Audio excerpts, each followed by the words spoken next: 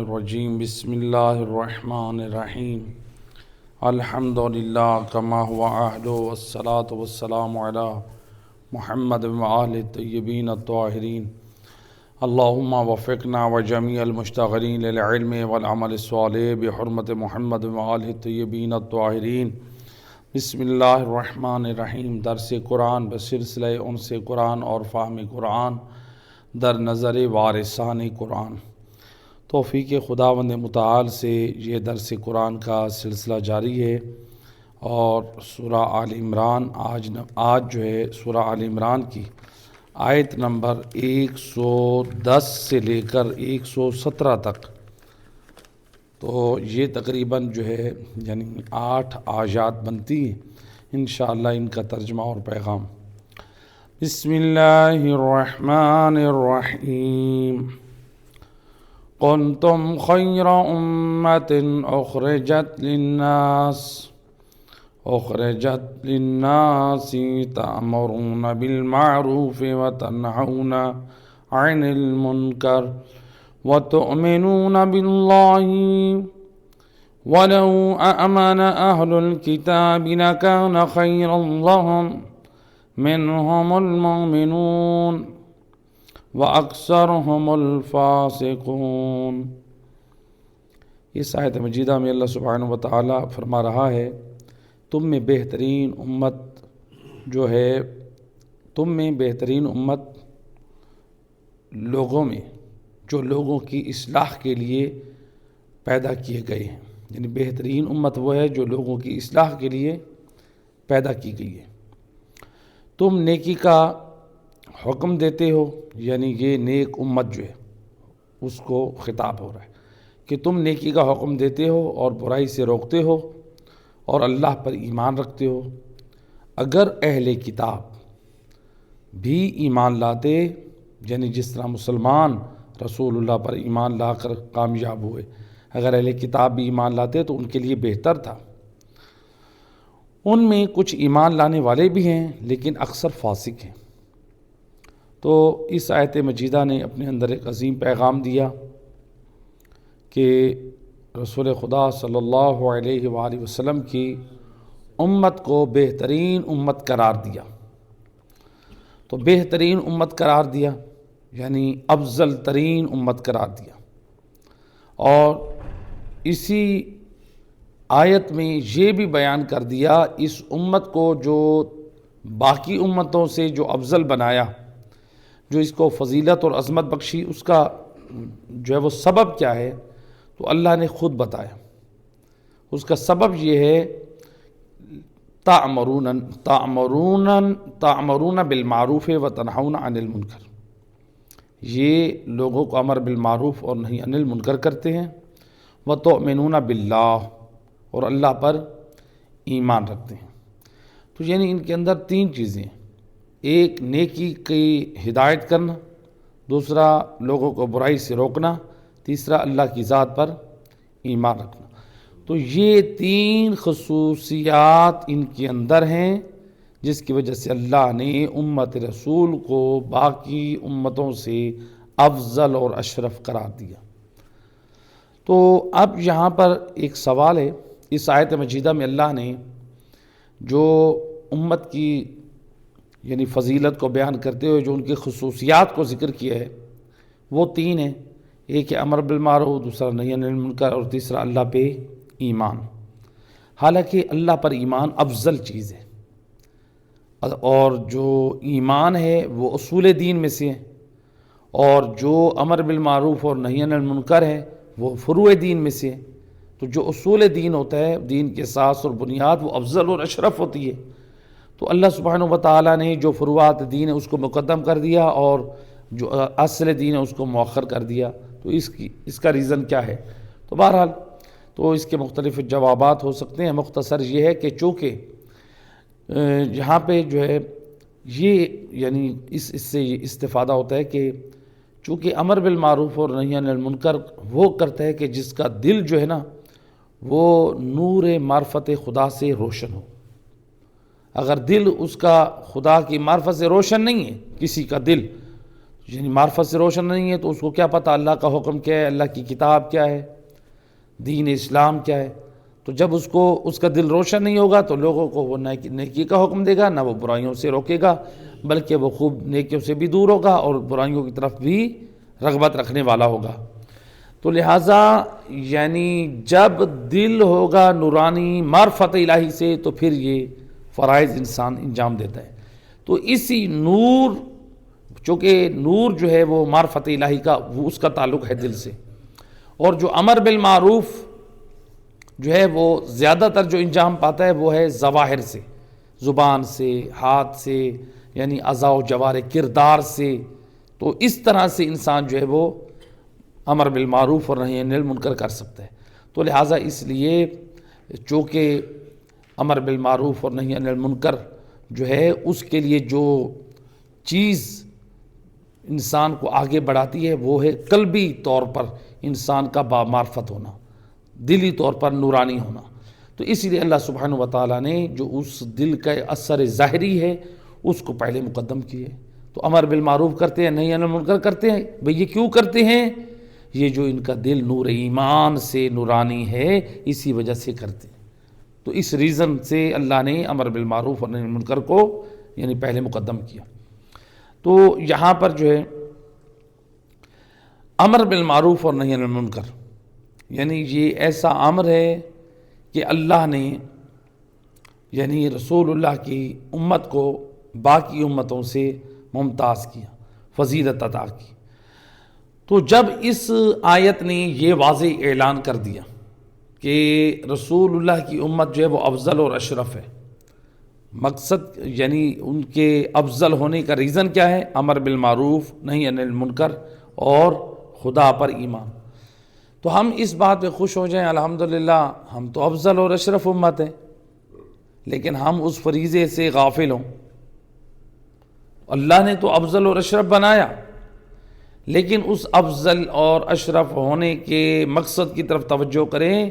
جو ہمیں شرف مل رہا ہے وہ ان خصوصیات کی وجہ سے مل رہا ہے. 3 خصوصیات: پہلی امر بالمعروف، نیکی کی ہدایت کرنا، دوسری نہی عن المنکر، لوگوں کو برائی سے روکنا، تیسرا اللہ پر ایمان. اگر ہمارے اندر اللہ کی صحیح معرفت نہ ہو، ہم معاشرے میں امر بالمعروف نہ کریں، ہم معاشرے میں نہی عن المنکر نہ کریں، تو ہم اس خوش فہمی کے شکار نہ ہوں کہ ہم افضل اور اشرف ہیں.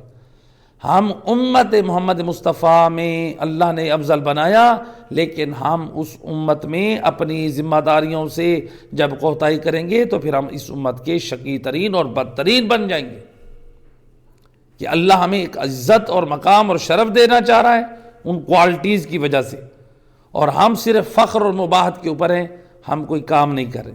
اللہ نے جو عزت بخشی ہے کسی وجہ سے، نبی اور امام رسول خدا صلی اللہ علیہ وآلہ وسلم نے یا مولا علی علیہ السلام نے یہ تو زندگی بھر نہیں کہا تھا میں انبیاء سے افضل ہوں. مولا علی نے بھی کہا میں افضل ہوں، لہٰذا ہم اب اس افضلیت کے نعرے تو نہیں لگائے تھے نا، کام کیا تھا. اللہ نے جو عزت دی رسول اللہ کو دی، منصب اور ذمہ داری دی. رسول اللہ صرف اپنی افضلیت اور شان کے قصیدے پڑھتے رہے یا اللہ کے دین کو بھی پہنچاتے رہے؟ اللہ کے دین کو پہنچایا نا. مولا علی علیہ السلام نے اپنی عظمت و شان کے قصیدے پڑھتے رہے یا اپنی ذمہ داریوں کو بھی ادا کیا؟ ذمہ داریوں کو بھی ادا کیا. تو اس کا مطلب ہے کہ اللہ نے افضلیت اور فضیلت دی ہے تو ہم اس ذمہ داری کو سمجھیں. جس طرح نبی نے اپنی ذمہ داری کو ادا کیا، مولا علی علیہ السلام نے کیا، ہمیں بھی فضیلت دی گئی، ہم بھی اپنی ذمہ داری کو سمجھیں. تو خوش نہ ہو صرف کہ ہم فضیلت ہیں، ہم بافضیلت ہیں، ہم اشرف ہیں. تو پھر اس آیت کے اوپر جو عمل کیا ہے تو کس نے کیا؟ وارث علم نبی امام حسین علیہ السلام. اللہم صلی علی محمد وآلہ. مل کے صلوات پڑھیں. امام علیہ السلام نے مدینہ سے نکلتے وقت اپنی وصیت میں کیا لکھا؟ جو امام نے اپنے بھائی کو دی تھی، محمد بن حنفیہ کو وصیت دی، اپنے قیام کا مقصد بتایا. مجھ حسین ابن علی کے قیام کا مقصد کیا ہے؟ امام علیہ السلام نے فرمایا انی لم اخرج عاشرا ولا باطرا ولا مفسدا ولا ظالما مجھ حسین ابن علی کے قیام کا مقصد نہ ہی مجھ حسین ابن علی کا جو مقصد ہے گھر سے قیام کرنے کا مقصد نہ ہی زمین میں فساد پھیلانا ہے۔ میرے قیام کا مقصد کیا ہے؟ ایسا نہیں ہے کہ میں قیام کروں اور زمین میں سرکشی کرتا پھروں، نہ ہی زمین پہ میرا مقصد جو ہے وہ قیام کرنے کا مقصد غرور کرنا ہے، نہ سرکشی کرنا ہے نہ غرور کرنا ہے، اور نہ ہی میرا زمین پہ قیام کرنے کا مقصد فساد ہے، اور نہ ہی میرا زمین پہ قیام کرنے کا مقصد ظلم ہے۔ تو یعنی امام علیہ السلام نے 4 باتیں بتائی۔ پہلی چیز کیا بتائی؟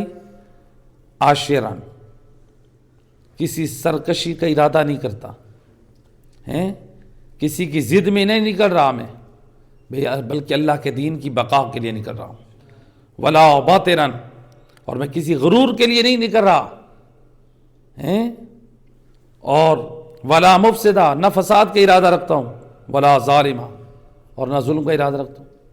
بعض نااہل نادان لوگ کہتے ہیں یہ امام نے جو کہا میں نہ فساد اور ظلم کا ارادہ رکھتا ہوں تو پھر کربلا میں جنگ کیوں لڑی؟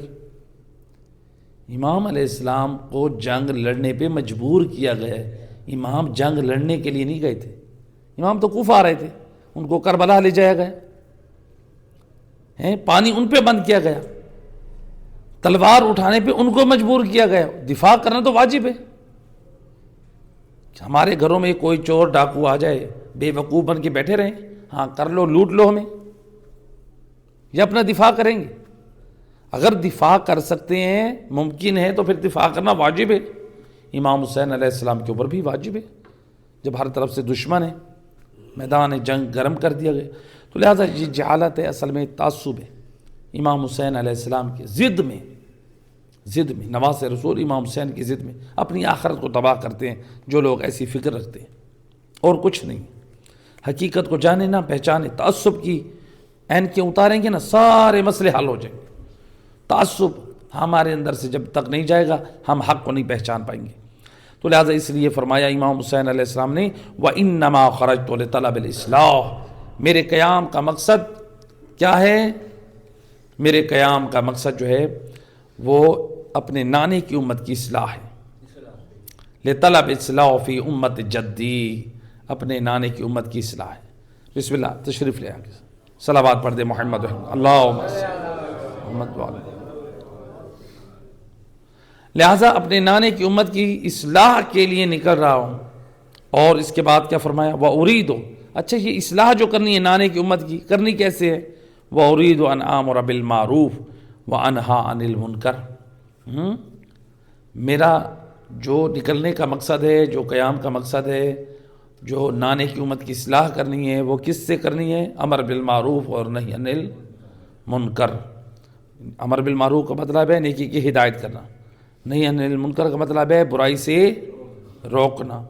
اور فرمایا وَأَسِيرُ بِسِيرَةِ جدی، اور میں اس اپنے نانے کی امت کی اصلاح کے لیے جو امر بالمعروف کروں گا، نہی عن المنکر کروں گا، تو میرا راستہ کوئی نیا راستہ نہیں ہے، میں نے کوئی اپنی نئی دکان نہیں کھولی، میرا کوئی راستہ جدا نہیں ہے۔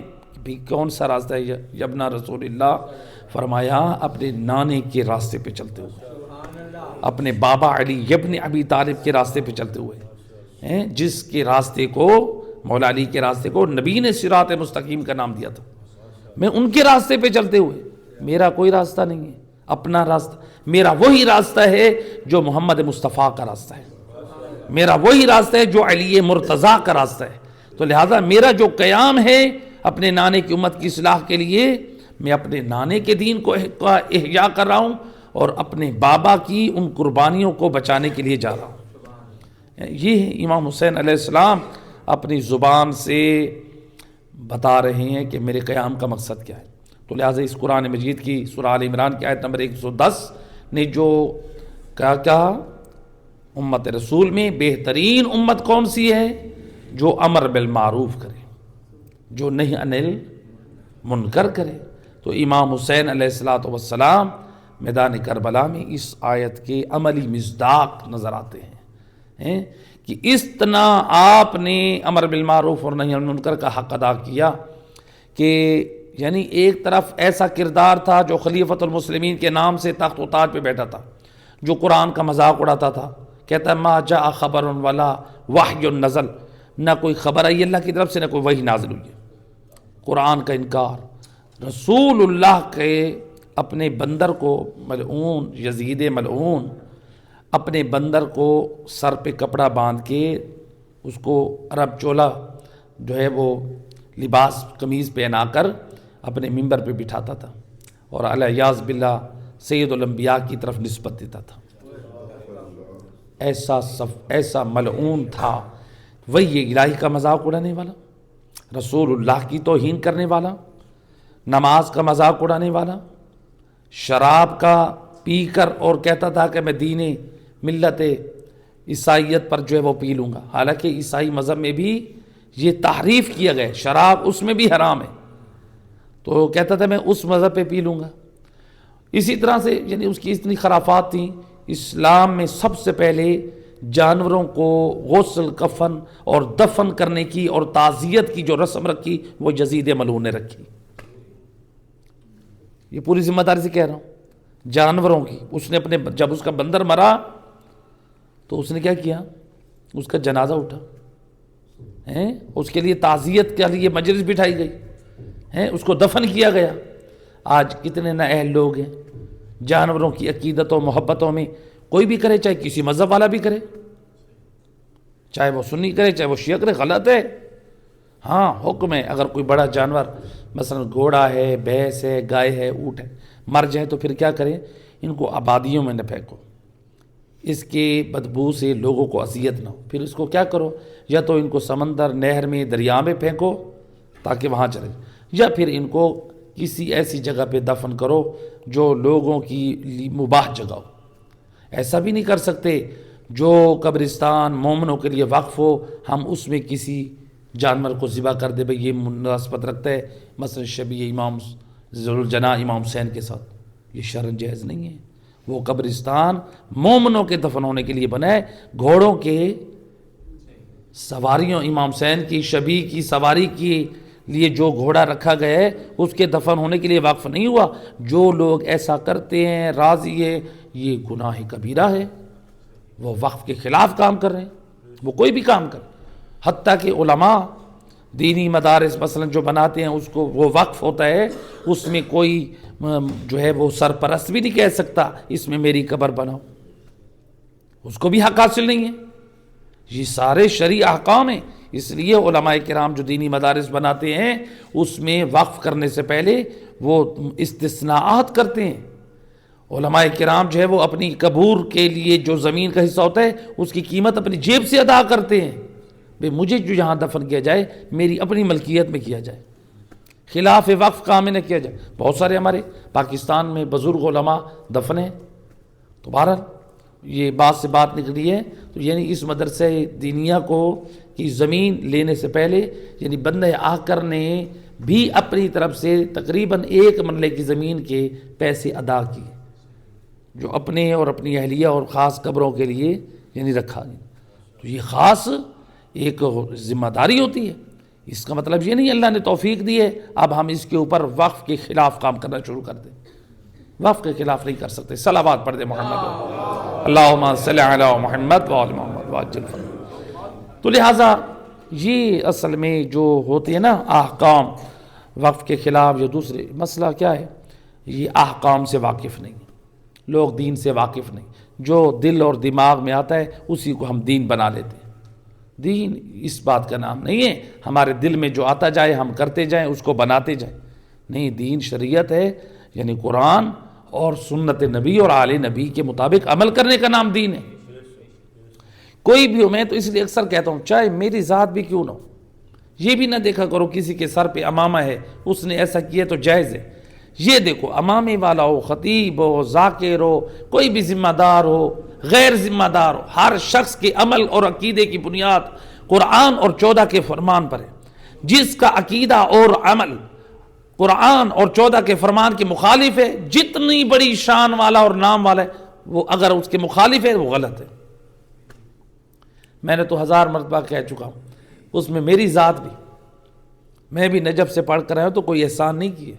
اگر میرا کوئی نظریہ، میرا کوئی عقیدہ، میرا کوئی عمل قرآن اور سنت نبی اور آل نبی کے خلاف ہے، یہ نہیں کہہ سکتے کوئی مولانا صاحب نے کیا تو یہ ہمارے لیے دلیل ہے، بلکہ یہ دیکھو میرا عمل، میرا عقیدہ قرآن اور سنت کے مطابق ہے، قابل قبول ہے. صلوات پڑھ دیں.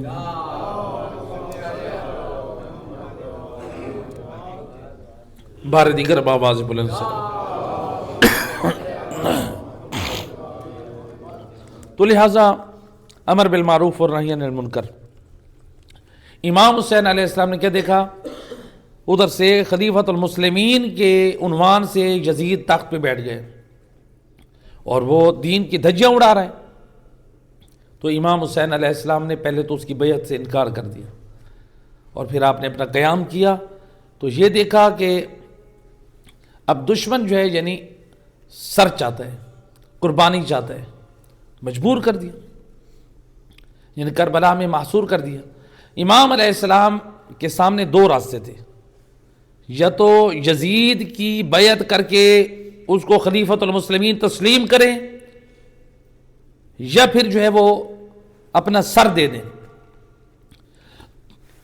تو اگر امام حسین علیہ السلام یزید کی بیعت کرتے ہیں تو پھر کیا ہوتا ہے؟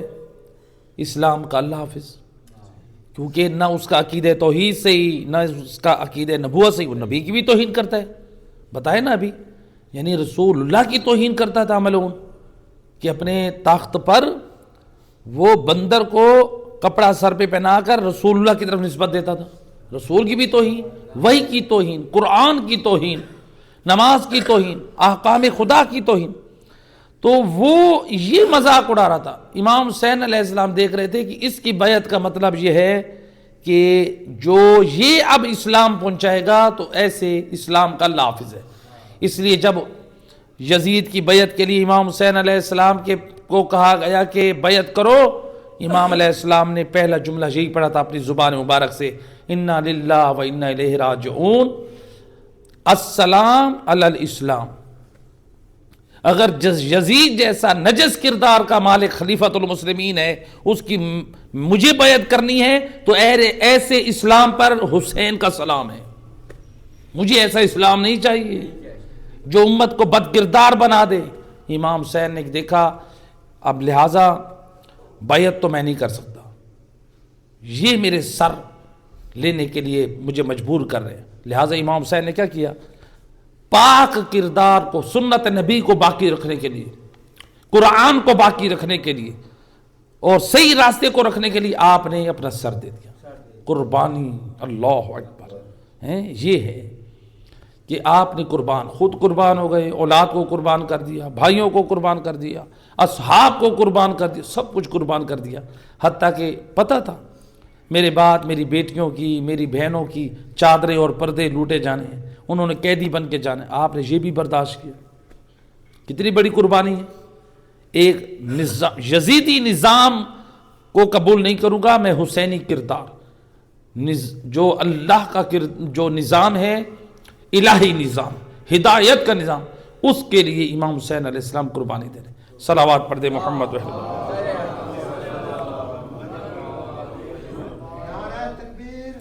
اللہم صلی علی محمد اللہم صلی علی محمد وآل محمد وعجل فرج. لہٰذا امام حسین علیہ السلام تھوڑی سی آواز کو ذرا اونچا کر دیں. صلوات پڑھے محمد اللہم صلی، بار دیگر بآواز بلند صلوات، اللہم صلی علی محمد وآل محمد. اب جو ہے دیکھیں امام حسین کا مقصد کیا تھا؟ اللہ کے دین کو بچانا تھا نا. آج ہم امام حسین کے نام پہ اللہ کے دین کو قربان کر دیتے ہیں. آپ کہیں گے وہ کیسے؟ ہمارے یہاں امام حسین کے نام پہ شب بیداری ہوتی ہے نا. بے شک امام حسین کی عزاداری کا کوئی دشمن نہیں. اہل سنت بھی ہمارے ساتھ مل کے بیٹھتے ہیں مجلس امام حسین میں، وہ بھی گریہ کرتے ہیں. بھئی امام حسین کی مظلومیت پہ آنسو بہانا تو باعث اجر و ثواب ہے. اللہ کی حتیٰ کہ اہل سنت کے ہاں سیاہ ستہ ہیں، میں ذمہ داری سے کہہ رہا ہوں، آپ کو حوالے بھی دکھا سکتا ہوں. ان کے اندر روایات موجود ہیں امام حسین کی ولادت کے وقت جب جبرائیل نے خبر دی امام حسین علیہ السلام کو کربلا میں شہید کیا جائے گا، روایات کے مطابق امام حسین کی اس خبر کو سن کے رسول اللہ نے گریہ کیا، جس کو رسول اللہ کی زوجات میں سے بی بی عائشہ، بی بی حفصہ نے جب رسول اللہ کو گریہ کرتے ہوئے دیکھا تو ان بیویوں نے بھی گریہ کیا۔ اور روایات کے مطابق رسول اللہ جب باہر گئے تو آپ کے اصحاب میں سے حضرت ابوبکر اور عمر تھے، انہوں نے دیکھا، پوچھا کیوں رو رہے ہیں؟ آپ نے بتایا کہ حسین کو مظلومیت سے مارا جائے، انہوں نے بھی گریہ کیا۔ کس وجہ سے؟ رسول کے رونے سے۔ تو اگر حسین ابن علی کی مظلومیت پہ گریہ کرنا بدعت ہوتا تو نبی نہ روتے، نبی کی زوجات نبی کو دیکھ کے نہ روتی، نبی کے اصحاب نبی کو دیکھ کے نہ روتے۔ تو حالانکہ امام حسین تو ابھی زندہ ہیں، 57 سال زندہ رہے، امام حسین کے اوپر گریہ کر کے رسول اللہ بھی بتا رہے ہیں حسین کی مظلومیت کو رو رہے ہیں۔ حسین کی مظلومیت پہ گویا آنسو بہانا یہ نبی کی سنت ہے، یہ اہل سنت کی کتابوں میں حوالے موجود ہیں۔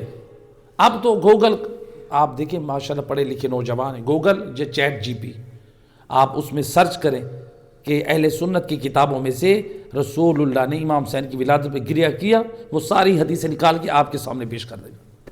گوگل تو شیعہ ہی نہیں ہے، چیٹ جی پی بھی شیعہ نہیں ہے۔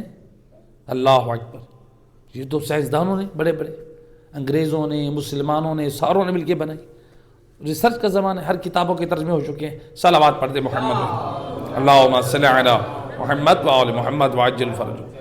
لہٰذا اب دیکھیں شب بیداری کرتے ہیں نا امام حسین علیہ السلام کی، امام حسین علیہ السلام کی عزاداری کریں، بے شک غم میں آنسو بہائیں، ثواب، لیکن ساری رات ہم یا حسین کریں اور جب صبح کو اذان ہو، نماز کا وقت ہو، اس وقت ہم جا کے بستروں پہ سو جائیں۔ اب بتائیں ہم نے امام حسین کی محبت کا حق ادا کیا؟ ساری رات ہم نے حق مودت حسین کو یاد رکھا اور صبح کو مقصد حسین کو بھلا دیا۔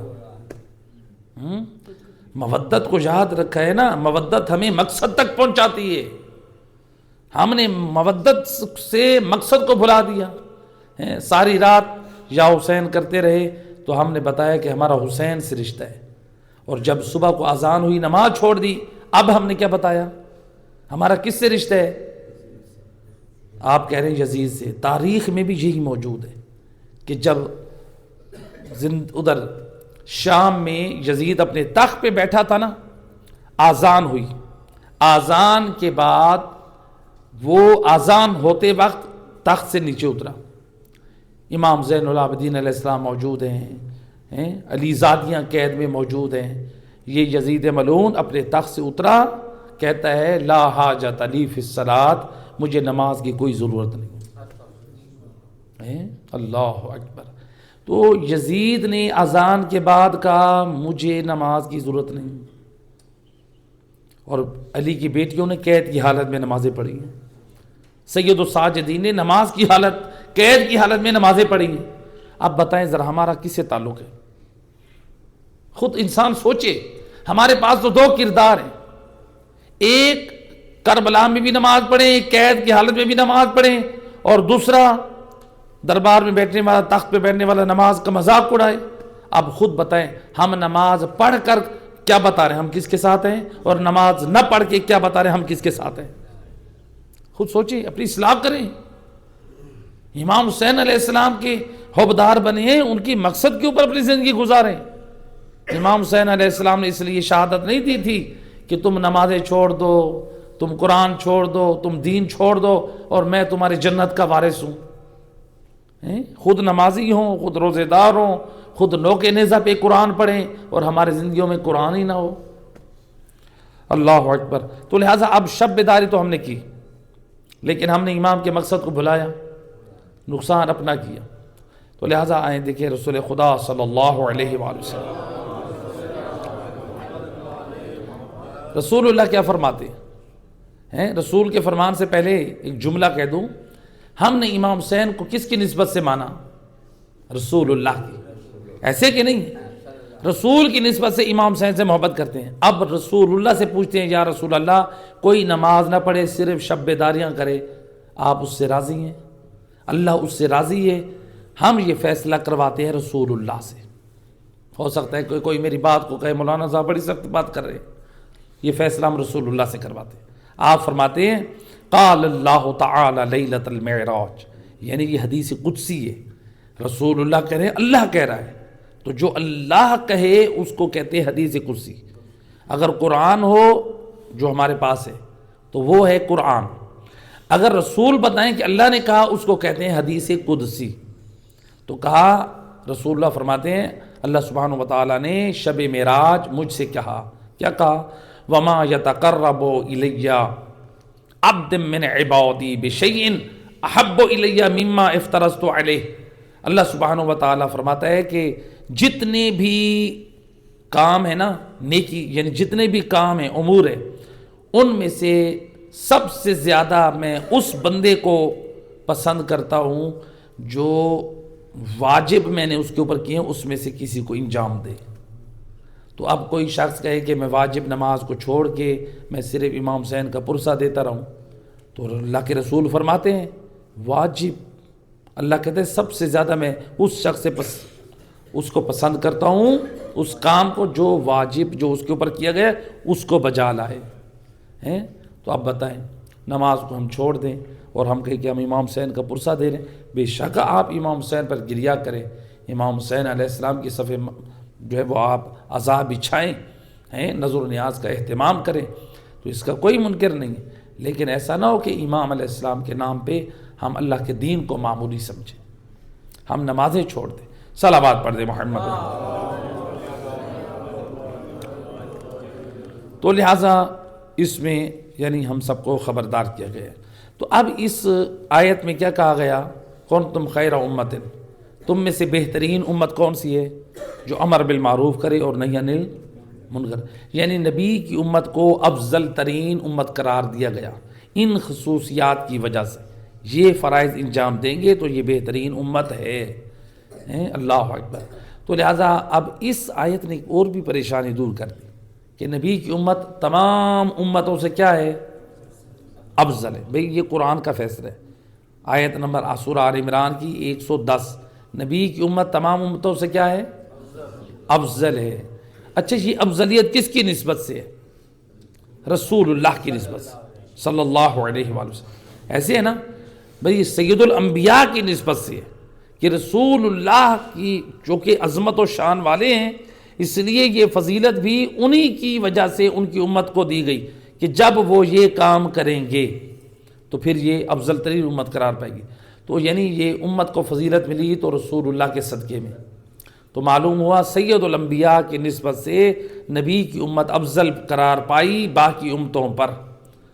تو نبی کی نسبت سے امت افضل ہو گئی، تو جو نبی کی ذریت ہے، جو نبی کی آل ہے، بھئی امت باقی امتوں سے افضل ہے تو جو نبی کی ذریت ہے، نبی کی اولاد ہے، کیا وہ نبی کی امت سے افضل نہیں ہے؟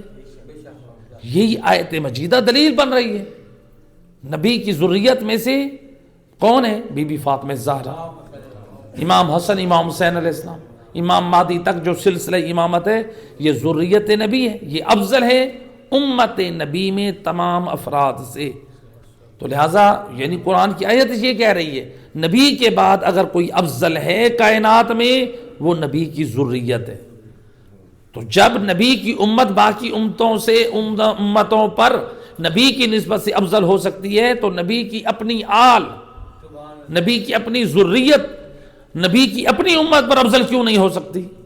اگر ہم کہیں یہ نہیں ہو سکتی، ہم کسی اور کو فضیلت دیتے ہیں، پھر اس کا مطلب ہے تعصب ہے، یعنی امت کو باقی امتوں سے افضل مان رہے ہیں نبی کی نسبت سے، اور نبی کی آل کو نبی کی امت پر فضیلت نہیں دے رہے۔ اس کا مطلب ہے تکلیف نبی کی آل سے ہے، نبی کی آل سے تکلیف ہے۔ صلوات پڑھتے محمد، اللہم صلی علی محمد۔ تو لہٰذا اس لیے روایت ہے کہ ایک مل کے صلوات پڑھتے محمد۔ ایک مرتبہ سید الانبیاء مسجد نبوی میں تشریف فرما تھے، ایک عیسائیوں کا بہت بڑا عالم آیا، کہا کہ یا رسول اللہ میں اسلام قبول کرنا چاہتا ہوں۔ آپ نے فرمایا چونکہ صحابی بیٹھے تھے، تو بھئی تم کیوں اسلام قبول کرنا چاہتے ہو؟ ٹھیک ہے، اسلام رسول اللہ اسلام کی دعوت دیں گے، بھئی پہلے یہ بتاؤ اسلام قبول کرنے کا ریزن کیا ہے، سبب کیا ہے؟ کہ یا رسول اللہ میں نے رات کو خواب دیکھا اور میں نے خواب میں یہ دیکھا کہ قیامت برپا ہو چکی ہے اور ہر کوئی اپنے حساب میں کتاب میں مصروف ہے، تو میں نے دیکھا کہ کچھ لوگ ہیں جن کے جسم ہاتھ پاؤں نورانی ہیں اور چہرے نورانی ہیں، وہ نورانی وجود کے ساتھ وہ پل صراط سے تیزی سے گزر کے جنت کی طرف جا رہے ہیں۔ تو میں نے پوچھا یہ کون ہے؟ کہا کہ یہ امت محمد مصطفیٰ صلی اللہ علیہ وآلہ وسلم۔ تو میں نے خواب میں اس وقت کہا یا اللہ مجھے بھی امت رسول میں سے یعنی بنا دے۔ تو بہرحال یعنی اگر یہ جملہ نہ بھی ہو، صلوات پڑھے محمد رسول،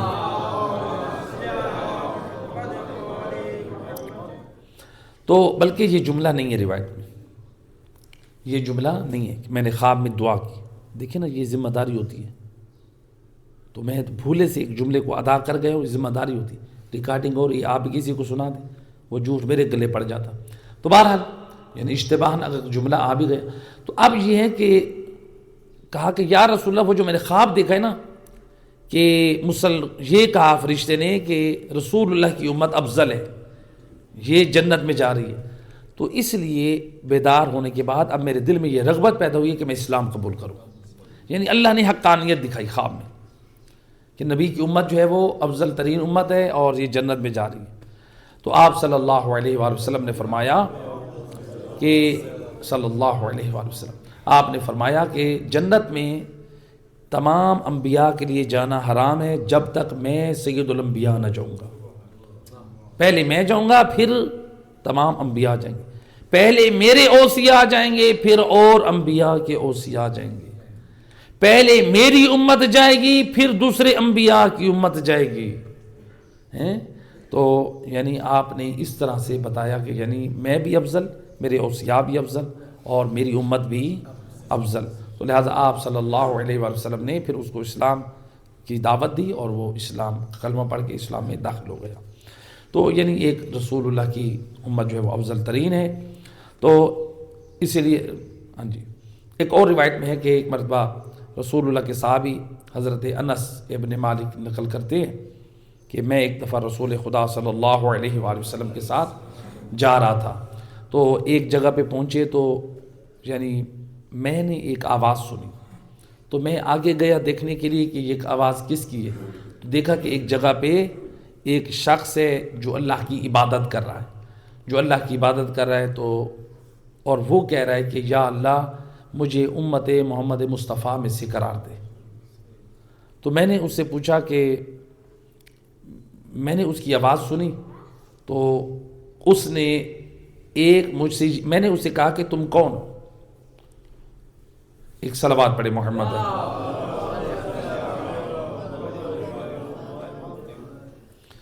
تو بار دیگر بآواز بلند سلام۔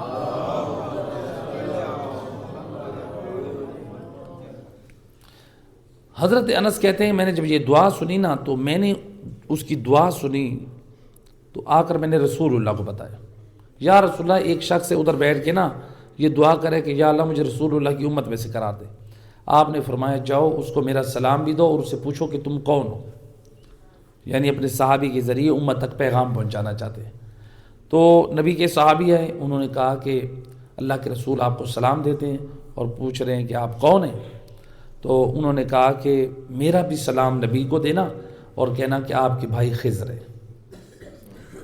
تو لہٰذا یعنی حضرت خضر علیہ السلام بھی دعا کرے اللہ سے، اے اللہ مجھے امت محمد مصطفیٰ میں سے قرار دے، یعنی اس طرح سے یعنی کہ نبی کی امت افضل ترین امت ہے۔ تو یہاں پر جو ہے یہ آیت نمبر 110 کا پیغام مکمل ہوا۔ آیت نمبر 111 اس میں اللہ سبحانہ و تعالیٰ فرما رہا ہے لن یضروکم الا اذی وان یقاتلوکم یولوکم الادبار ثم لا ینصرون۔ تو اس آیت مجیدہ میں اللہ سبحانہ و تعالیٰ فرما رہا ہے اور یہ لوگ اہل کتاب خصوصاً یہودی تھوڑی سی اذیت کے علاوہ آپ کو کچھ نقصان نہیں دے سکتے، آپ کا کچھ بھی نہیں بگاڑ سکتے۔ یہ آیت مجیدہ یعنی اے رسول، اے مسلمانوں، یہ یہودی لوگ، اہل کتاب لوگ تمہیں تھوڑی سی اذیت دیں گے، تمہیں نقصان نہیں پہنچا سکتے، اور اگر تمہارے ساتھ یہ جنگ کریں، یعنی جنگ کی نوبت آ جائے، تو یہ پیٹھ دکھا کے بھاگ جائیں گے، پھر جو ہے انہیں کہیں سے بھی مدد نہ ملے گی۔ تو یعنی یہ آپ سے جنگ کا مقابلہ بھی نہیں رکھتے اور ان کے مددگار بھی نہیں ہیں۔ اس آیت مجیدہ نے کیا پیغام دیا؟ یہ آیت مجیدہ آئی ہے امر بالمعروف اور نہی عن المنکر، فریضہ انجام دینے والے اور اللہ کے اوپر ایمان رکھنے والوں کے بعد۔ تو گویا اس آیت مجیدہ کے اندر ہمارے پاس دو قسم کے پیغامات ہیں۔ پہلا پیغام کہ مسلمانوں سے کہا گیا کہ جب تک تم امر بالمعروف اور نہی عن المنکر کا فریضہ انجام دیتے رہو گے تو پھر اللہ سبحانہ و تعالیٰ تمہارے لیے یہ خوشخبریاں دے رہا ہے تم سب کو، کیا لن یضروکم، دشمن زمانہ تمہیں کبھی بھی نقصان نہیں دے گا، اذیت دے گا تمہیں نقصان نہیں دے گا۔ دوسرا یولوکم الادبار، دشمن میدان جنگ چھوڑ کے بھاگ جائے گا، یعنی اس کو شکست ہوگی۔ تیسرا لا ینصرون، ان کی کوئی مدد نہیں ہوگی۔ تو اب ان تین جملوں نے ہم سب کو کیا پیغام دیا؟ ان تین جملوں نے یہ ہمیں پیغام دیا کہ اگر کوئی بھی تم میں سے اللہ کے دین کی مدد کرنا چاہے، جو اللہ کے دین کے لیے کام کرے گا، امر بالمعروف نہی عن المنکر کرے گا، دشمن زمانہ تمہیں اذیت تو دیں گے، گالم گلوچ دیں گے، برا بھلا کہیں گے، جیسے حضرت نوح کو کہتے تھے یہ جادوگر ہے، رسول اللہ کو کہتے تھے الیاذ باللہ مجنون، جادوگر کہتے تھے، آپ پر گندگی پھینکتے تھے۔ اذیتیں تو دیتی ہیں لیکن زیادہ نقصان نہیں کرتے۔ دشمن کیا کر سکتا ہے؟ زیادہ سے زیادہ انبیاؤں کو قتل بھی کیا، کیا کیا؟ انبیاؤں کے نام ہیں یا نہیں؟ وہ مٹ گئے۔ تو لہٰذا اس لیے جو ہے وہ انبیاء، ہم میں سے آج اگر کوئی انبیاء کے مشن کو چلائے، لوگ ہماری مخالفت کریں تو وہ کیا کریں گے؟ ہمیں گالی دیں گے، ہمیں برا کہیں گے، ہمیں یہی کریں گے، زیادہ سے زیادہ بالفرض ہمیں قتل کر دیں گے۔ جہنم تو نہیں بھیج سکتے نا، فیصلہ تو اللہ نے کرنا ہے۔ وہ ہمیں گالیاں دے سکتے ہیں، وہ ہمیں قتل کر سکتے ہیں، لیکن ہمیں اللہ کی رحمت سے محروم نہیں کر سکتے۔ تو لہٰذا انسان جو ہے وہ اس میں رہے کہ میں بھی اپنا حصہ ڈالتا رہوں دین کے کاموں میں۔ تو اللہ سبحانہ و تعالیٰ کہہ رہے کہ وہ تمہیں زیادہ نقصان نہیں پہنچائیں گے۔ دوسرا، دشمن ہمیشہ شکست کھا کے بھاگے گا، تم اپنے مشن پہ ڈٹے رہو، یعنی دشمن اپنی سازشوں میں ناکام ہوگا، تم کامیاب ہو جاؤ گے۔ تیسرا، ان کے مددگار نہیں ہوں گے۔ مددگار کسی ہوں گے؟ دین کے کام کرنے والوں کے ہوں گے۔ اس لیے اللہ سبحانہ و تعالیٰ نے قرآن میں فرمایا یا ایھا الذین آمنوا ان تنصروا اللہ ینصرکم ویثبت اقدامکم، اے ایمان والو تم کیا کرو؟ اللہ کی مدد کرو، اللہ تمہاری مدد کرے گا۔ تم اللہ کی مدد کرو، یعنی اللہ کے دین کی مدد کرو، اللہ تمہاری مدد کرے گا۔ اور اللہ کی مدد کی کیفیت کیا ہے؟ اللہ کی مدد کی کیفیت یہ ہے وَيُثَبِّتْ أَقْدَامَكُمْ، اللہ تم کو ثابت قدمی عطا کرے گا۔ اللہ اکبر، یعنی دشمن کبھی کامیاب نہیں ہوگا۔ تو لہٰذا ان چیزوں کی طرف توجہ کی ضرورت ہے۔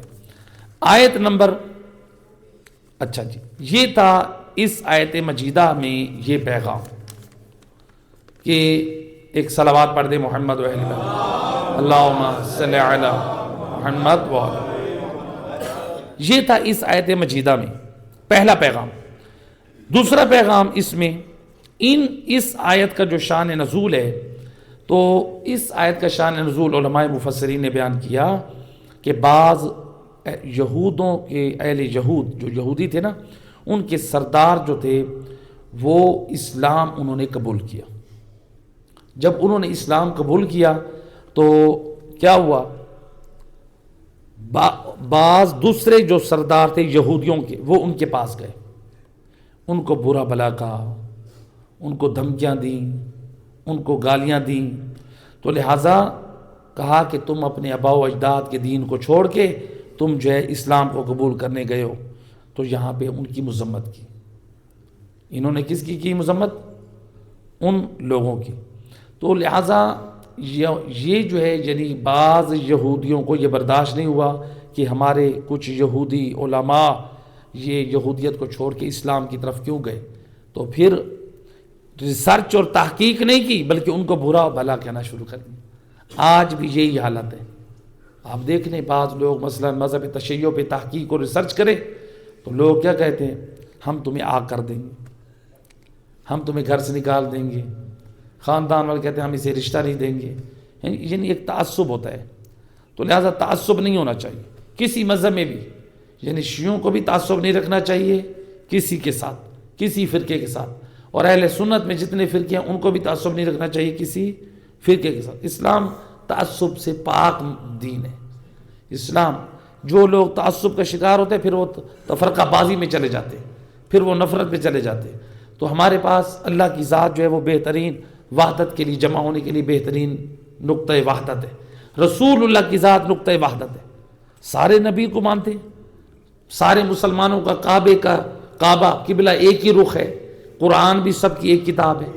لوگوں نے غلط فہمیاں ڈالی ہوئی ہیں، شیعوں کا قرآن اور ہے۔ ہمارے مدرسے میں 100 سے زیادہ قرآن پڑھا ہے، کوئی دکھا دیں جو مسلمانوں کے گھروں میں قرآن ہے اس سے جدا ہے، منہ مانگا انعام دیں گے، کوئی دکھا دے۔ اگر یہی نہیں مانتے آئے نجف میں چلتے ہیں، مولا علی کے حرم میں، وہاں پہ بھی یہی قرآن پڑھے ہیں، تباہ بیروت کیے، بیروت سے چھپ کے آتے، خط عثمانی والا جو علماء اہل سنت کے ہاں چلتا ہے، جو سعودی عرب میں چلتا ہے، ایران میں چلے جائیں وہاں پہ بھی وہی ہے۔ تو لہٰذا یہ ایک پروپیگنڈے ہوتے ہیں مذہبوں کے خلاف مختلف، تو ان پروپیگنڈے میں انسان نہ آئے۔ صلوات پڑھے محمد۔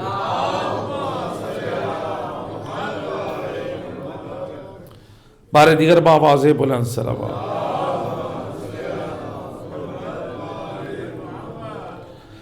تو لہٰذا یہ جو ہے یعنی موجودہ دور میں کیا ہے، موجودہ دور میں بھی ہمارے اندر آپ دیکھ لیں، یہ پہلے مسلمانوں کا خطاب تھا، یعنی پیغام تھا، اب شیعہ قوم کو پیغام دے رہا ہوں۔ ہمارے اندر بھی یہی ہے، یعنی یہودیوں والی فکر ہمارے اندر موجود ہے۔ یعنی جب انہوں نے اسلام کی حقانیت جانی، یہودیوں نے اسلام قبول کیا تو یہودی ان کے مخالف ہو گئے۔ آج ہمارے اندر بھی یہی ہے، اگر کوئی آتا ہے نا درس قرآن میں، علماء کی مجالس میں جاتا ہے تو لوگ روتے ہیں، نہ جاؤ علماء کو سننے کے لیے، مقصر بن جاؤ گے، منکر ولایت بن جاؤ گے، وہابی بن جاؤ گے، جی۔ حالانکہ درس قرآن ہے، مجالس علماء کی، اس میں کیا ہوتا ہے، اہل بیت کا ذکر ہوتا ہے، اس میں دین کی محبت کی بات ہوتی ہے، والدین کی خدمت کی بات ہوتی ہے، نماز کا حکم ہوتا ہے، پردے کی بات ہوتی ہے، دینداری کی بات ہوتی ہے، قرآن کی آیات سنائی جاتی ہے۔ تو لہٰذا کیا ہے، اصل میں وہ لوگ خود بھی گمراہ ہیں، قرآن سے دور ہیں، اپنی اولادوں کو بھی گمراہ رکھنا چاہتے ہیں۔ تو لہٰذا یہ ہے۔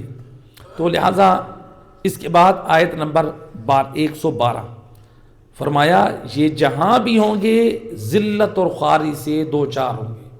کون؟ یہودی اہل کتاب کے بارے میں کہا جا رہا ہے، مگر یہ کہ اللہ کی پناہ اور لوگوں کی پناہ سے متمسک ہو جائے، یعنی جو لوگ بھی اللہ کی پناہ لے لیں اور صاحبان ایمان کی پناہ لے لیں، تو اللہ کی پناہ سے لے لیں یعنی اللہ کے دین سے تمسک رکھیں، اور لوگوں کی پناہ سے کیا مراد ہے؟ روایت میں ہے کہ لوگوں کی پناہ سے مراد یعنی نبی کے وصی علی ابن ابی طالب سے تمسک کر لیں۔ اللہم صلی علی محمد۔ تو لہٰذا اللہ نے فرمایا کہ اور یہ اللہ کے غضب میں مبتلا رہیں گے اور ان پر محتاجی کو مسلط کر دیا جائے گا۔ یہ سب اس وجہ سے یہ اللہ کی آیات کا انکار کرتے ہیں، انبیاء کو ناحق قتل کرتے ہیں جی، یعنی ان کے اندر جرائم ہے۔ یہ جو لوگ کرتے ہیں نا، یہ مصیبتوں میں کیوں مبتلا ہوں گے، اللہ کی عذاب میں کیوں مبتلا ہوں گے، ذلت اور رسوائی ان کا مقدر کیوں بنے گی؟ اللہ نے اس میں ان کے چند گناہوں کا ذکر کیا۔ پہلی یہ کہ یہ اللہ کی آیات کا انکار کرتے ہیں، دوسرا یہ انبیاء کو ناحق قتل کرتے ہیں، تیسرا یہ کہ ان کے اندر یہ جرائم ہے بما اسوا کانوا یعتدون، اللہ کی نافرمانی کرتے ہیں، سرکشی یعنی ضد بازی کرتے ہیں۔ تو یہ تین چیزیں ہیں جس کی وجہ سے یہ اہل یہود ذلت اور رسوائی کا گڑھے میں یہ گرے رہیں گے، تو یہ اللہ کے عذاب سے نہیں بچ پائیں گے۔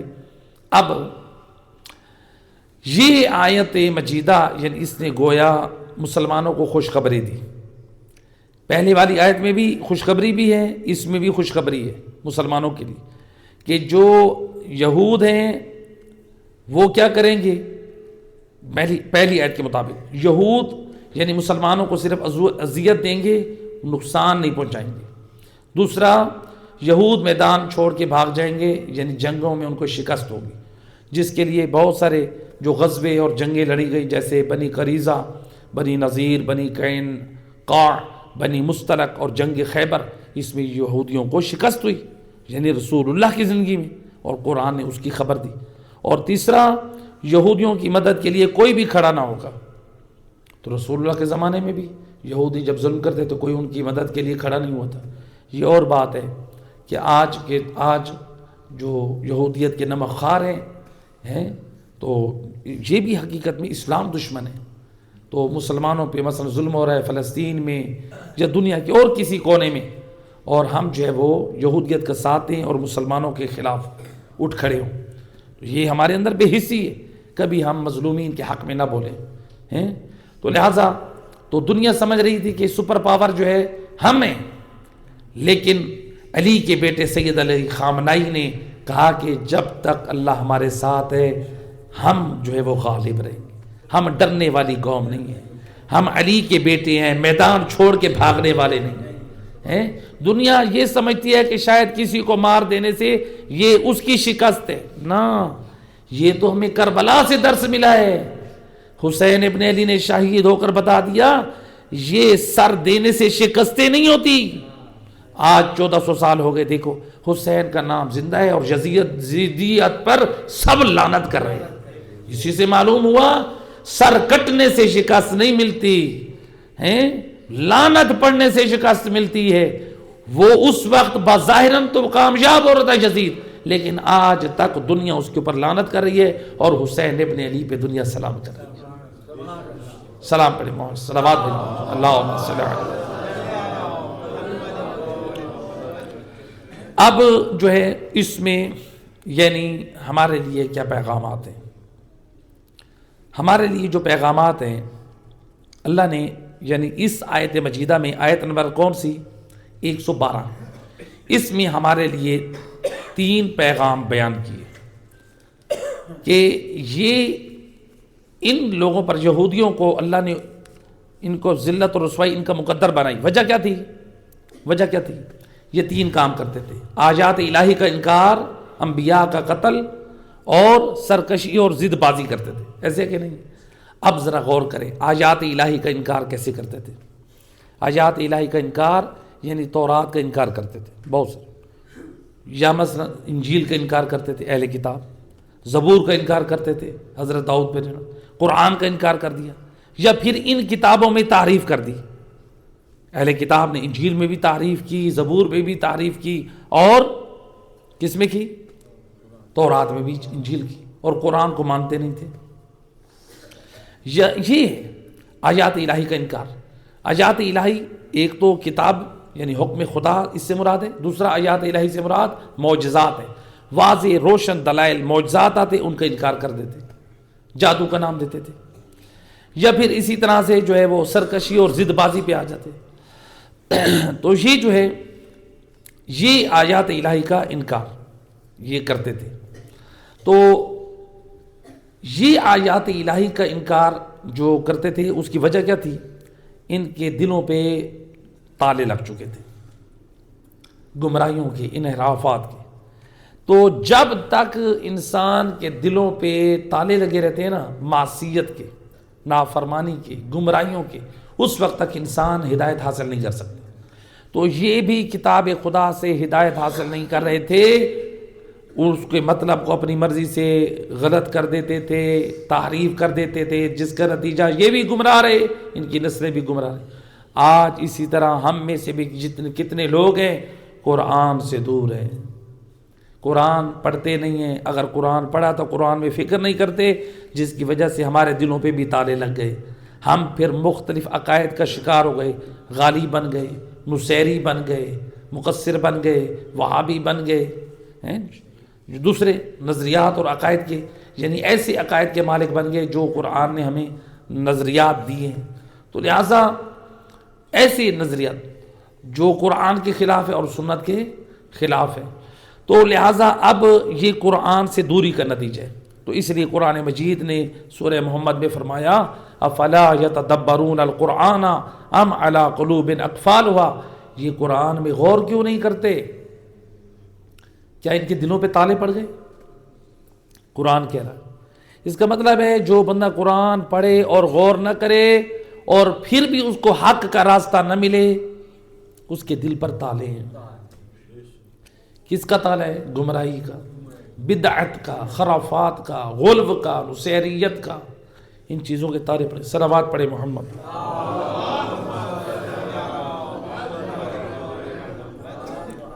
بار دیگر بآواز بلند سلام۔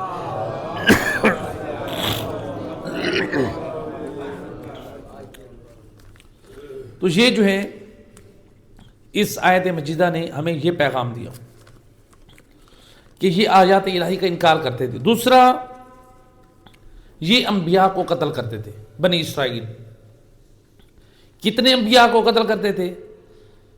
روایت میں ملتا ہے کہ ایک دن میں 70 نبیوں کو قتل کیا، اور بازار میں ایسے کھڑے ہوئے کہ جیسے کچھ ہوا ہی نہیں، اور پھر دوسرے دن ان انبیاء کے اوصیاء اور علماء کو قتل کیا۔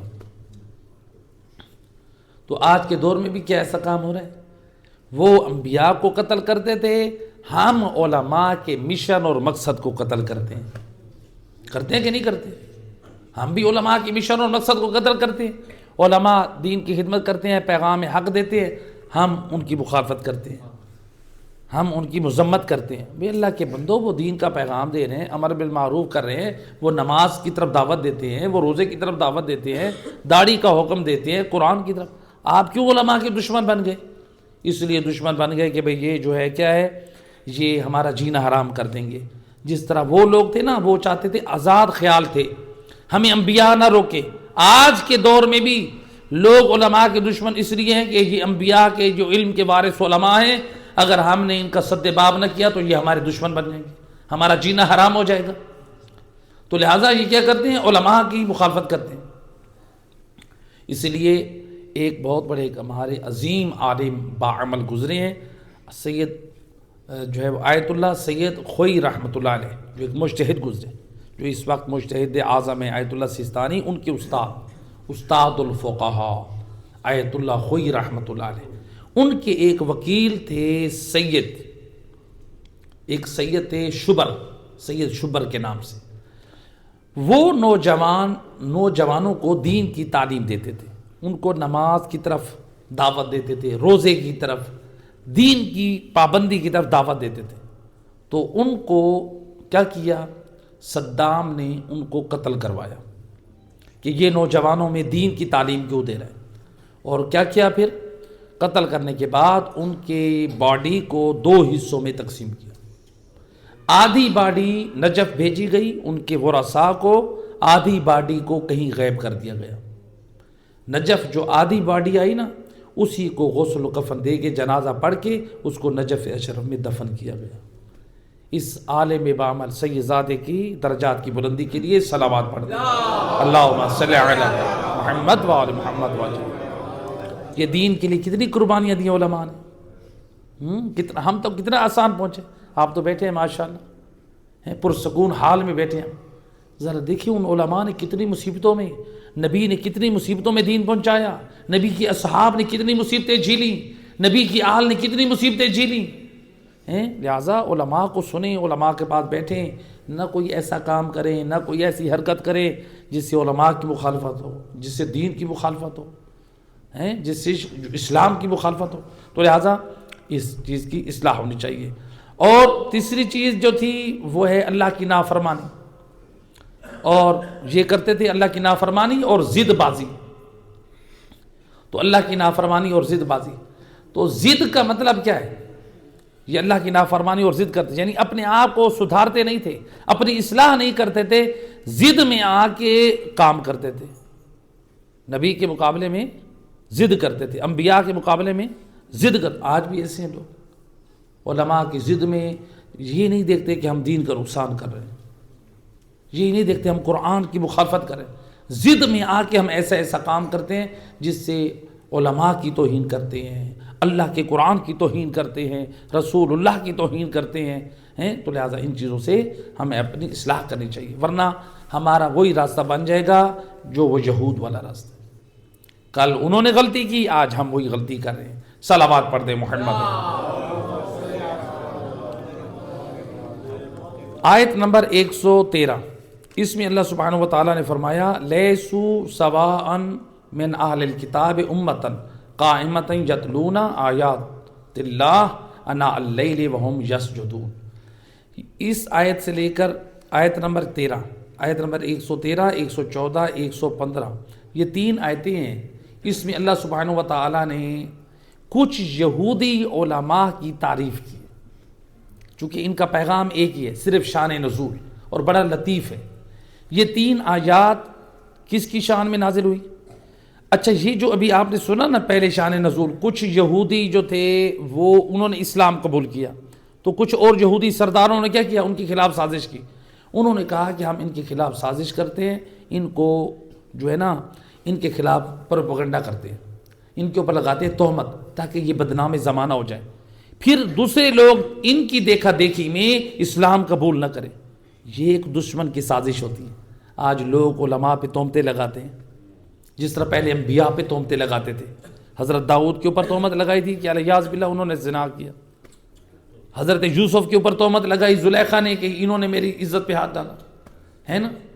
بہت سارے اولیاء خدا پہ، علماء پہ لوگ تہمتیں لگاتے ہیں، مقصد کیا ہوتا ہے؟ ان کو خراب کریں۔ لیکن علماء کیا کہتے ہیں؟ وَأُفَوِّضُ أَمْرِي إِلَى اللَّهِ إِنَّ اللَّهَ بَصِيرٌ بِالْعِبَادِ، ہم اپنے تمام امور اللہ کو سپرد کریں، تو پھر اللہ جس کو رسوا کر دے۔ تو لہٰذا علماء اللہ کے مشن کو پھیلاتے ہیں، کبھی علماء کی مخالفت نہ کرے، ورنہ انسان خود رسوا ہو جاتا ہے، انسان خود ذلیل اور خوار ہو جاتا ہے۔ تو لہٰذا یہ جو تھے، ان یہودیوں نے سازش رچائی کہ ہم اس گروہ کو بدنام کر دیں تاکہ اور ہمارے یہودی مسلک کے لوگ ہیں وہ اسلام کی طرف راغب نہ ہوں، یا کچھ اور اہل کتاب جو ہے وہ اسلام کی طرف راغب نہ ہوں۔ تو ان لوگوں میں مشہور کر دیا کہ یہ جو ہے نا ہمارے یہودیت میں یا اہل کتاب میں یہ بدترین لوگ ہیں، یہ دنیا پرست تھے، یہ دنیا کی خاطر اسلام کی طرف گئے ہیں۔ جب انہوں نے یہ تہمت لگائی تو پھر اللہ سبحانہ و تعالیٰ نے پھر انہی اہل کتاب، حالانکہ تھے یہودی، اللہ نے ان کے دفاع میں قرآن میں یہ آیتیں نازل کر دی۔ اللہ، قرآن دیکھیں کتنا باعظمت ہے۔ تو قرآن نے کیا فرمایا؟ ان کی شان میں پہلی آیت کون سی آئی؟ لیسو سواء من اہل الکتاب، لیسو سواء، یہ سب برابر نہیں ہیں، من اہل الکتاب امۃ قائمۃ یتلون آیات اللہ، اہل کتاب میں سے کچھ لوگ ایسے بھی ہیں کیا کرتے ہیں؟ آناء اللیل، آیات اللہ آناء اللیل وہم یسجدون، اہل کتاب میں سے کچھ ایسے بھی ہیں جو رات کی تاریکی میں ہیں، اللہ اکبر، رات کو یہ کیا کرتے ہیں؟ سجدے میں آیات الہی کی تلاوت کرتے ہیں۔ اللہ کہہ رہے ہیں یہ یہودیوں کے بارے میں، یعنی وہ پرہیزگار اور نیک تھے، یہ بدبخت ہیں، ان کو بدنام کرنا چاہ رہے ہیں۔ اور پھر اللہ نے آگے فرمایا وما، فرمایا یؤمنون باللہ والیوم الآخر، اور یہ ایسے نیک تھے اللہ پہ ایمان رکھتے ہیں اور آخرت پہ بھی ایمان رکھتے ہیں۔ وَيَأْمُرُونَ بِالْمَعْرُوفِ وَيَنْهُونَ عَنِ الْمُنْكَرِ، یہ امر بالمعروف اور نہی عن المنکر کو انجام دینے والے ہیں۔ وَيُسَارِعُونَ فِي الْخَيْرَاتِ، نیکی کے کاموں میں سبقت کرتے ہیں۔ وہ کہتا ہے پہلے میں کر لوں، وہ کہتا ہے میں کر دوں، جھگڑتے نہیں ہیں، مارتے نہیں ہیں، سبقت کرنے، سبقت کرنا اور ہے، جھگڑنا اور لڑائی کرنا اور۔ بعض لوگ ہوتے ہیں نا مسجد میں گئے، صف میں اس جگہ کے لیے لڑائی شروع کر دی، ادھر میں پڑھوں گا، بھئی آپ نماز پڑھنے آئے ہو لڑائیاں کرنے آئے؟ مسجد میں گئے ایک دوسرے کو مار دیا، آپ اللہ کے گھر عبادت کرنے آئے لڑائیاں؟ کیا فائدہ ایسی اذان کا؟ کیا فائدہ ایسی نماز کا؟ ان الصلاۃ تنہی عن الفحشاء والمنکر، نماز انسان کو بے حیائی اور برائی سے روکتی ہے۔ کسی نے پوچھا امام جعفر صادق علیہ السلام سے، اللہم صلی علی محمد، مولا ہمیں کیسے پتہ چلے میری نماز قبول ہے؟ آپ سب کو پریشانی ہے، یہ پریشانی ہے نا بھئی ہمیں کیسے پتہ چلے ہماری نماز قبول ہے؟ یہی سوال امام سے کیا، مولا ہمیں کیسے پتہ چلے ہماری نماز قبول ہے؟ ہم جو اتنے عرصے سے نمازیں پڑھ رہے ہیں، ہم جو اتنے عرصے سے اذانیں دے رہے ہیں، امام کیا فرماتے ہیں؟ امام فرماتے ہیں، اللہ قرآن میں فرماتا ہے ان الصلاۃ تنہا عن الفحشاء والمنکر، اللہ فرماتا ہے بے شک نماز انسان کو بے حیائی اور برائی سے، امام فرماتے ہیں تمہاری نمازوں کے بعد، تمہارے سجدوں کے بعد اگر تم برائی اور بے حیائی سے رک گئے ہو تو پھر جان لو تمہاری نماز قبول ہے۔ اگر نماز پڑھتے ہو بے حیا، اگر نماز پڑھتے ہو پھر بھی کرتے ہو برائیاں، تمہاری نمازیں ٹکرے ہیں، یہ نمازیں قبول نہیں ہیں، امام کہہ رہے ہیں، وارث سے قرآن سمجھا رہے ہیں۔ لہٰذا نماز پڑھو، نماز ہمیں امن کا پیغام دیتی ہے، نماز عاجزی کا پیغام دیتی ہے۔ آپ یہ سجدہ کرتے ہیں نا، سجدے کا مطلب ہے خضوع، سجدے کا مطلب کیا ہے؟ یعنی خضوع کا مطلب عاجزی، اللہ کو جھکے نا، یہی نماز عاجزی کا پیغام دیتی ہے۔ عاجزی کی زندگی گزارو، غرور اور تکبر سے باہر آ جاؤ، شرارتوں سے باہر آ جاؤ۔ صلوات پڑھے محمد اللہم صلی علی محمد۔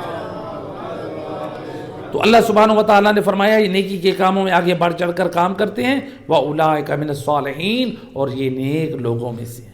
اور پھر اللہ نے تیسری آیت میں ان یہودیوں کے بارے میں تعریف کی جن کی یہودیوں نے مذمت کی، کیا کہا؟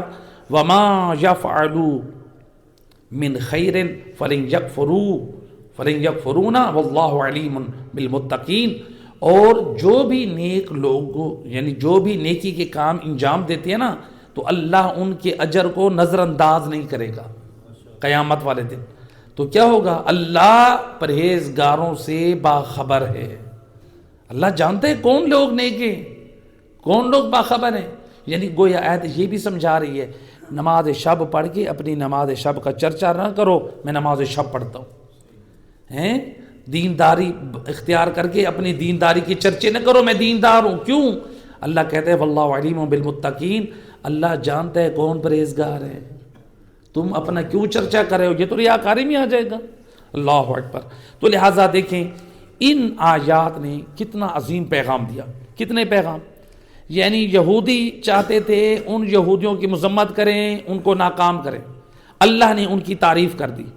آج بھی کچھ ایسے لوگ ہیں، یعنی کچھ لوگ جو ہے وہ دین کی طرف رغبت کرتے ہیں یا دین کا کام کرتے ہیں، تو کچھ لوگ شرارتی انسان یا شیطان کی راستے پہ چلنے والے وہ کیا کرتے ہیں؟ علماء یا دیندار لوگوں کو خراب کرنے کے لیے تہمتیں لگاتے ہیں۔ تو یہ راستہ یہودیت کا راستہ ہے، اسلام کا راستہ نہیں ہے۔ اور ان آیات میں ہمیں کیا پیغام ملے؟ ان آیات میں یہ پیغام ملے، پہلا پیغام کہ قرآن ایک اصول دیا، پاک و پاکیزہ رکھنے والے پر جب تہمت لگائی جائے تو تم اس کا خوبصورتی سے ازالہ کرو۔